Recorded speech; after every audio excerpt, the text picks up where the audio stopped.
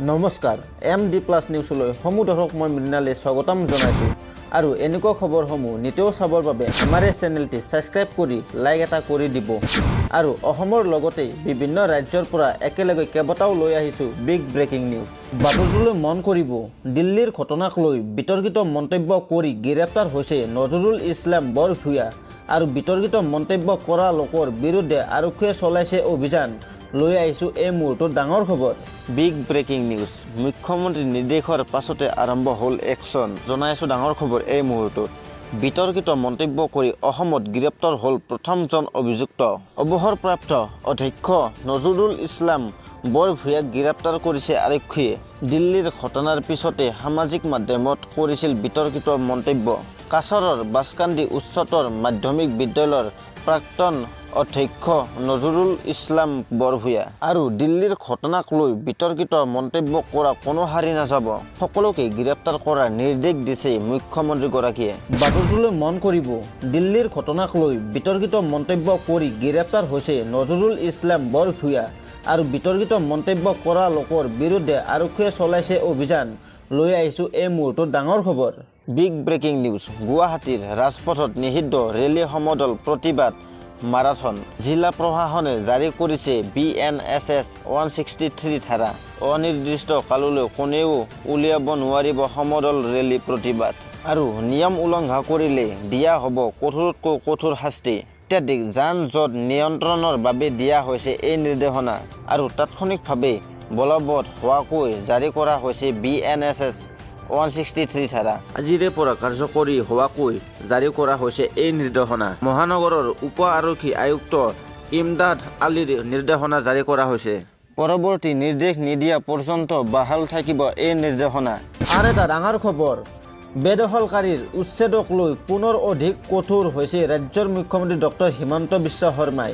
উচ্ছেদ কৰাৰ পাছত ক'ত যায় যাওক, তাত আমাৰ একো ক'ব লগা নাই। বেদখলকাৰীয়ে যিমানে ঘৰ বনাব সিমানে ভাঙি যাব চৰকাৰে।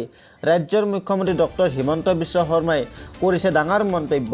Big breaking news. উচ্ছেদ চলোৱাৰ বাবে চৰকাৰতো ভাগৰ নালাগে, উচ্ছেদ কৰাৰ পিছত য'ত যায় যাওক। জনাইছোঁ আটাইতকৈ ডাঙৰ খবৰ, বেদখলকাৰীয়ে ঘৰ বনাই বনাই ভাগৰি যাব লাগিব, কিন্তু উচ্ছেদ নিৰন্তৰ চলি থাকিব। ঘৰৰ পৰা উলিয়াই দিয়াৰ পিছত আমি খবৰ নাৰাখোঁ।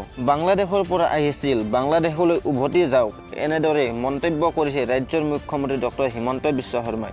আৰু আমি বাংলাদেশলৈ যোৱাৰ ৰাস্তা খুলি দিম আৰু উচ্ছেদ বন্ধ নহয়, উচ্ছেদ চলিয়াই থাকিব। হয়, উচ্ছেদক লৈ মুখ্যমন্ত্ৰী ডক্টৰ হিমন্ত বিশ্ব শৰ্মাই কৰিছে ডাঙৰ ঘোষণা। বাতৰিটোলৈ মন কৰিব, দিল্লীৰ ঘটনাক লৈ ভাৰতৰ প্ৰধানমন্ত্ৰীগৰাকীয়ে কৰিছে ডাঙৰ ঘোষণা। কাকো এৰি দিয়া নহ'ব বুলি কোনো এটাও বাচি যাব নোৱাৰিব, এনেদৰে ভাৰতৰ প্ৰধানমন্ত্ৰীগৰাকীয়ে কৰিছে ডাঙৰ মন্তব্য। লৈ আহিছোঁ এই মুহূৰ্তত সবিশেষ খবৰ। Big breaking news. দিল্লীৰ বিস্ফোৰণৰ ঘটনাক লৈ গৃহ মন্ত্ৰালয়ৰ ডাঙৰ সিদ্ধান্ত। তদন্তকাৰী সংস্থাৰ সৈতে জৰুৰী বৈঠক আহ্বান কৰে। এই বিস্ফোৰণৰ ঘটনাক লৈ লোৱা হ'ব পাৰে ডাঙৰ সিদ্ধান্ত। হয়, আৰু দিল্লীৰ বিস্ফোৰণৰ ঘটনাক লৈ গৃহমন্ত্ৰী অমিত শ্বাহৰ সৈতে বাৰ্তালাপ কৰে দ্ৰৌপদী মুৰ্মুৱে। এই সমগ্ৰ ঘটনাৰ বুজ লৈছে ৰাষ্ট্ৰপতিগৰাকীয়ে। সম্প্ৰতি আফ্ৰিকা ভ্ৰমণত আছে ৰাষ্ট্ৰপতিগৰাকী আৰু এই পৰ্যন্ত 13 জন লোকৰ মৃত্যু হৈছে বিস্ফোৰণৰ ঘটনাত। ঘটনাক লৈ অভিযান চলাইছে NIA আৰু NSGয়ে আৰু স্নিফাৰ ডগৰ সহায়ত চলাইছে এই অভিযান। আৰু shopping mall, metro' station, bus stop আদিতো অভিযান চলাইছে আৰক্ষীয়ে। গৃহমন্ত্ৰীৰ সৈতে বৈঠকত মিলিত হৈছে নিৰাপত্তা সংস্থাসমূহৰ মুৰব্বী।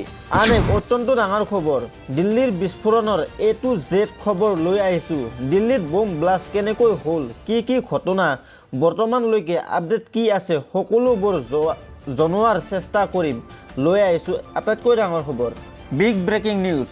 দিল্লী বিস্ফোৰণৰ আঁতৰত জয় সিং মহম্মদ নে আন কোনোবা? জনাই আছোঁ এই মুহূৰ্তত বিগ আপডেট। দিল্লী কাণ্ডৰে কানেকশ্যন আছে চিকিৎসকৰ। ঘটনা সংঘটিত কৰা I-20 বাহন ঘটনাস্থলীলৈ চলাই আনিছিল ডক্টৰ ওমৰে। দিল্লীৰ ঘটনাৰে জড়িতৰ সন্দেহ ডক্টৰ ওমৰ নবীক। চিকিৎসকজনৰ সন্ধানত আৰক্ষীৰ অভিযান। দিল্লীৰ বিস্ফোৰণৰ পূৰ্বে গ্ৰেপ্তাৰ হৈছে জম্মু কাশ্মীৰৰ 4জনকৈ চিকিৎসক। নাম ডক্টৰ মুজামিল শাকিল, আদিল আহমেদ ৰাথিৰ চিকিৎসক মইনুদ্দিন চৌহদ শাহিন হুছেইনক গ্ৰেপ্তাৰ কৰিছে আৰক্ষীয়ে। দিল্লীৰ বিস্ফোৰণৰ সৈতে কানেকশ্যন আছে চিকিৎসা কেইজনৰ। জব্দ কৰা হৈছে ৰাইফল, পিষ্টল, বৃহৎ পৰিমাণৰ বেটাৰী। আৰু কাশ্মীৰৰ চিকিৎসক মুজামিল চাকৰিৰ ঘৰৰ পৰা জব্দ 2900 কেজিৰ বিস্ফোৰক। আৰু আদিল আহমেদৰ পৰা জব্দ কৰা হৈছে AK-47 ৰাইফল।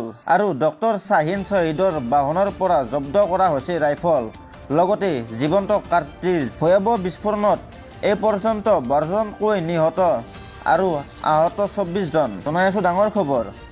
NIA NSGৰ তদন্ত অব্যাহত বঢ়াই দিয়া হৈছে নিৰাপত্তা ব্যৱস্থা। I-20 বাহনত ঘটোৱা হৈছিল বিস্ফোৰণ আৰু ইয়াৰ পিছত মুহূৰ্ততেই বিস্ফোৰিত হয় 8খনকৈ বাহন। তাতে এজন হাস্পতাললৈ নিয়াৰ পাছত 7জনৰ মৃত্যু। হাস্পতালত 2জন, বৰ্তমানলৈ 10জন লোকৰ মৃত্যু। লালকিল্লা মেট্ৰ' ষ্টেচন গেট নং 1ৰ সমীপত কুটাঘাত কৰিছিল সন্ত্ৰাসবাদীয়ে। আৰু এই সন্ত্ৰাসবাদীয়ে বাছি লৈছিল ভাৰতৰ স্বাভিমান লালকিল্লা অঞ্চল। CCTV কেমেৰাত ধৰা পৰিছে বহু দৃশ্য।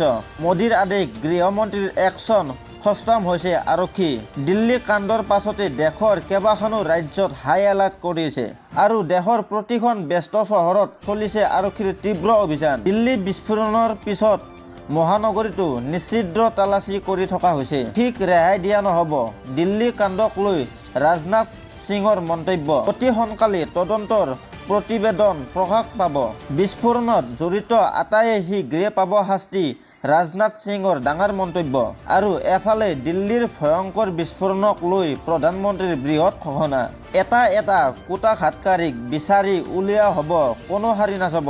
অৰে নিশা মই তদন্তকাৰী সংস্থাৰ সৈতে বাৰ্তালাপ কৰিছোঁ। মোৰ হৃদয় বিষাদৰে ভৰি আছে। নিহত আৰু আহত পৰিয়াললৈ গভীৰ সমবেদনা জ্ঞাপন কৰিছে। আনহাতে দিল্লীৰ বিস্ফোৰণৰ পাছত অসমত একাংশই কৰিছে ফূৰ্তি। অসমত এয়া মানি লোৱা নহ'ব, সকলোকে কৰা হ'ব গ্ৰেপ্তাৰ। অসমৰ একাংশ লোকেই ফেচবুকত কৰিছিল বিতৰ্কিত পোষ্ট আৰু একাংশই এই ঘটনাটোক আদৰণি জনাইছে। সেইসকল লোকেই ফেচবুকত ফূৰ্তিৰে ইমজি শ্বেয়াৰ কৰিছে। এইসকলে সমৰ্থন কৰে সন্ত্ৰাসবাদক। এওঁলোকৰ বেকগ্ৰাউণ্ড পৰীক্ষা কৰা হ'ব। ৰাজ্যৰ মুখ্যমন্ত্ৰী ডক্টৰ হিমন্ত বিশ্ব শৰ্মাৰ। আৰু ইতিমধ্যে DGPক দিয়া হৈছে নিৰ্দেশ, শীঘ্ৰে কৰা হ'ব গ্ৰেপ্তাৰ। দিল্লী কাণ্ডত উল্লেখ কৰা সকলক স্পষ্ট সকিয়নি দিছে মুখ্যমন্ত্ৰী ডক্টৰ হিমন্ত বিশ্ব শৰ্মাই।